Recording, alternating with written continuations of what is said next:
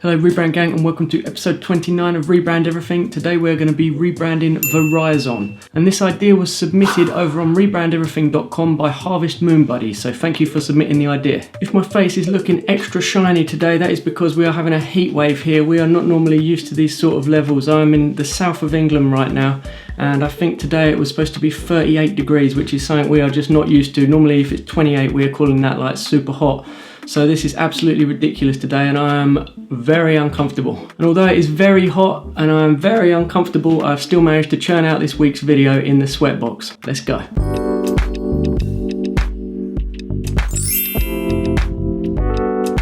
So in the UK we don't have Verizon, so I had to spend a little bit of time sort of familiarising myself with their brand, having a look on their website, having a look at their previous logos, just getting myself up to date with their current branding. So if you don't know, Verizon are a communications company servicing homes, mobiles and offices all over America. So to sum up Verizon, I saw this tagline at the bottom of their website that says, Verizon is a global leader delivering innovative communications and technology solutions that improve the way our customers live, work and play. So this gives me a good idea of the vibe they're going for, even if it is a little bit broad and maybe generic. So when I was looking around the internet finding out about this, I saw on Under Consideration's brand new blog that they updated their logo in 2015. This is how their old logo looked, and this is what it was updated to. I think that's quite a nicely cleaned up version. I think the first logo was kind of really messy, and I was kind of surprised to see that it had this big like weird tick above it that almost looks like the corner of a piece of paper or something. It's just really strange to my eyes. I think the new logo is a nicely cleaned up version, and I think this whole rebrand will be quite a difficult one, but also interesting because there's nothing really wrong with this new logo that they've got. It's super simple and it works really well on the website. The font is clear and the tick mark is thick enough to hold up even when it's used down at small sizes, so I've got no real problems with it. Some people would say that this new logo is characterless and boring compared to their old one. So today we're going to be looking at taking the logo in 5 different directions to see how they could keep it simple, because I always like to keep it simple, but then add a little bit more creativity into it as well.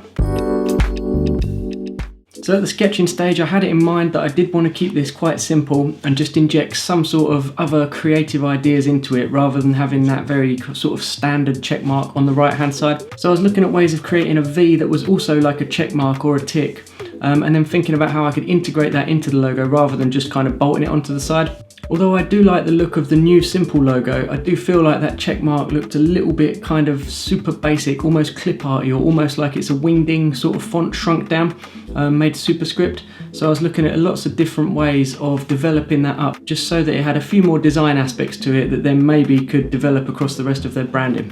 Although I feel like my sketching was helpful in this stage, I felt like that the font that I chose was going to change the theme of this so much that I did want to jump into Illustrator a little bit more early than usual. So if you're enjoying this video so far, please remember to press like. It really helps the channel out. I don't know exactly what it does, but it's something to do with an algorithm, and when you press like, YouTube thinks, oh, they like this, so maybe some other designers might like this as well, and it will really help boost this channel into the stratosphere. And if more people that like this sort of content can find this sort of content, I'm pretty sure that the Rebrand gang will probably have 100 million members by Christmas 2019. Also, don't forget that we are still running that little competition where you just have to take a picture of the mug here on my website rebrandeverything.com, post it up on Twitter or Instagram with the hashtag #RebrandEverything, and then you are entered into the competition, and at the end of the month I will pick a winner at random and send you that mug.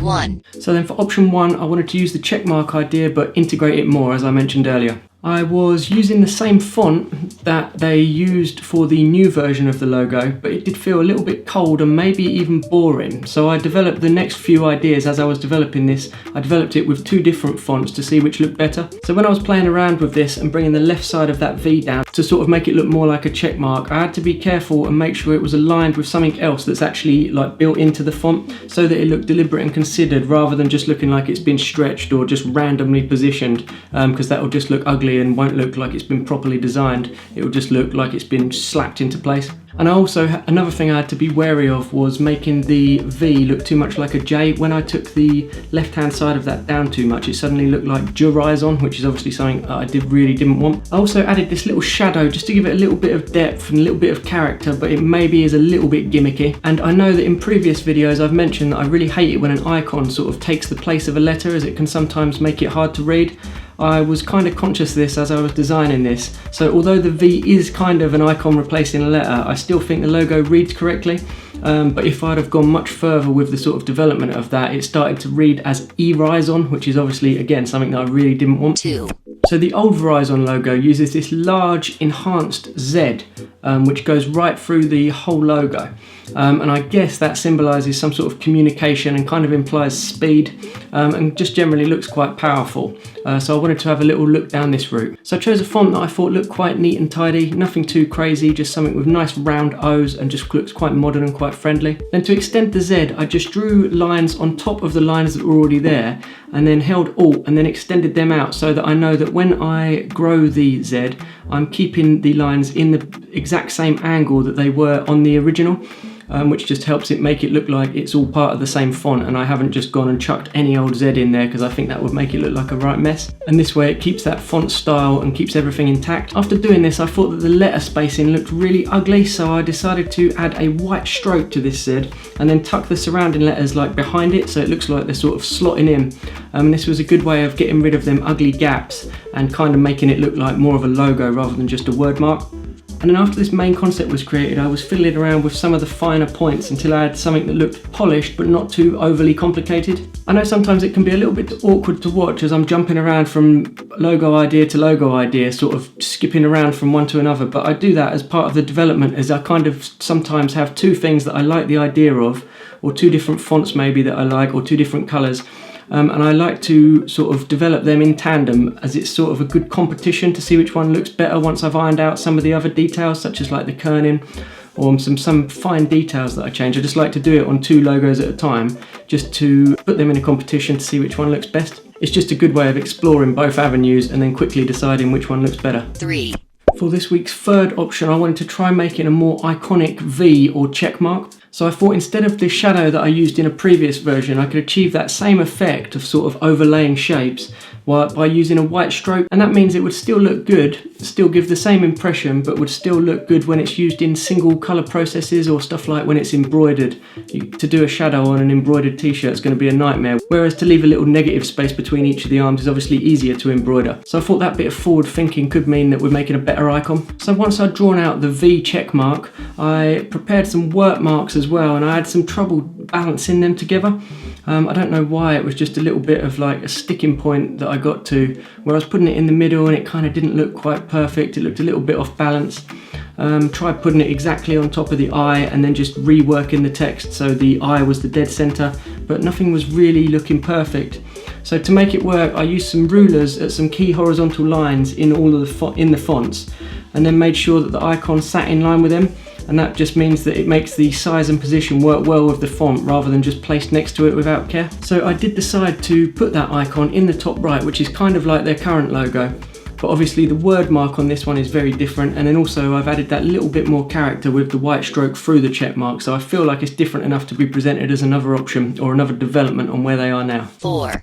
So for our fourth option this week, I felt like I wanted to create a nice strong icon that wasn't sort of in the confines of this check mark thing that I keep going back to. So I drew out a lot of simple paths that all made the shape of a V, and then created like a solid version or a filled version and then a stroked version, and just laid them all out on the pasteboard so I could compare them and see what worked best. I really wanted to give this option that modern and simple feel, which I guess could be translated into reflecting the streamlined service that the company would offer, or something like that. Sounds like the kind of thing a designer might put in a rationale. So I felt like the logo needed to use predominantly black with a touch of red, just to keep it kind of classy rather than looking like, you know, when you just have the sign in big and red and it just says sale. It just makes it feel a little bit cheap. So the vibe I wanted to get across was quite premium, quite modern and quite high end rather than cheap bargain basement stuff. I developed along this whole path with the logo using rounded corners, and at the last minute I just did a quick double check to see if it looked better with sharp edges. Like I was saying earlier, I just like to put them next to each other and quickly compare, and I actually think that I had it right the first time and the rounded edges looked a bit better. 5. So you might have seen at the top of the screen when I was making option 3, I did try the icon in a circle but thought it was straying too far from option 3's vision, but I decided to follow down this route for option 5. So my original idea for option 5 was to make the inside of the circle show a V, which would be for Verizon, and then the outside you would see that it's a check mark by having like the arm extended out from there. When I actually tried that, it didn't look too good to my eyes. It kind of made this jarring shape and kind of took away from the V, and suddenly my attention was all drawn to the intersection between the circle and like the outer arm. It kind of just reminded me of something from like the 70s or 80s, so I just decided to ditch that idea and kind of continue down a similar path though. So I continued fiddling around with that until I got the circle in the background balanced with the strokes and the like inner V shape. And then I was playing around with a few different word marks. Now my general word mark creation process is type it out, track it inwards, make it bold or black, and sort of then finish off the finer kerning. So I don't know whether it's the heat, because it is ridiculously hot here today, but I just decided to do something completely different. So I made it all caps, and then I didn't make it bold or black. I chose a medium or regular font. I can't remember which one now. I think it was Futura Medium. And then I just tracked it out super loose, and what this did is it gave me a different kind of look. It kind of, for some reason, it made me think of like a premium brand. And it also allowed me to have a little bit of breathing room around the icon, and then obviously each of the letters have their own breathing room, which makes it nice and easy to read. And I just thought that might be a nice different style that they could use. It's stepping a little bit further away from their old logo and their current logo. I just thought it might be a nice different direction that we could take it in. So then, Rebrand gang, before I show you them final options, don't forget this is your last chance to enter the competition on rebrandeverything.com to win this very stylish mug. Don't forget to vote. You click the little button up here, your options will come up, and vote for your favourite. Press like if you haven't already, because that will just really help the channel out. If you like videos like this and you want to see one every single week, press subscribe and then put the little bell on so you get the notifications and the videos actually pop up in your stream. So then, Rebrand gang, here are our final options.